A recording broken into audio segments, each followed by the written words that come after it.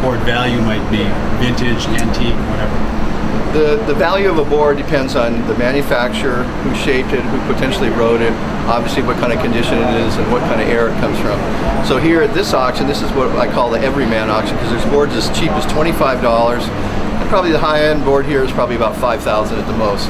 As opposed to the old Hawaiian Island vintage surf auction they used to put on, where everything was high-end. That was all geared to the high-end collectors and very historic boards and what have you.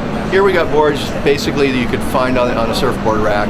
And at the same time, there's mixed in here a couple really cool ones too that have a great story. So what we call the provenance, in other words, the story behind the board is what determines the value. So you can have a board that's $25, and then if it was shaped by somebody famous or ridden by somebody famous or had some unique story to it, that same board could be worth 10 times that, just because of what the history behind it. So if you walk around here, you'll see boards, like I said, it'll go for $25 to $250, and then a couple that'll go for $2,500. So it all depends on the history behind the board. Which of the boards here has provenance that would interest you?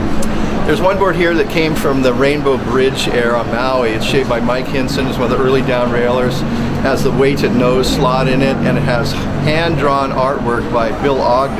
The artwork alone makes that board worth almost $2,000. Just the artwork on the board, and the fact that it came from the Rainbow Bridge era on Maui. So that board to me is probably the coolest board that's on offer here.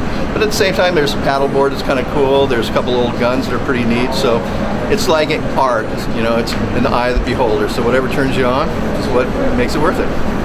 If some of these boards have minimums to start with, right, which establishes sort of a base value. Right. If you were trying to collect something like this, would you count up the number of dings in it? Would you look at the decal and say it's got a really cool decal? How would you put the value on an everyman board? Right. Well, once again, the condition is the main thing. So, like for instance, we have two Lance Carson models, which are very desirable. We have two Trestle Specials. And if you look at the two, one's more beat up, one's a little bit more sunburned than the other one. So obviously the cleaner one's going to be worth a little bit more. But yet these are starting off the same price, so once again it's the eye of the beholder. Whoever's got the more money will probably pay more for the better of the two. Aloha to the Surfing Heritage and Cultural Center in San Clemente.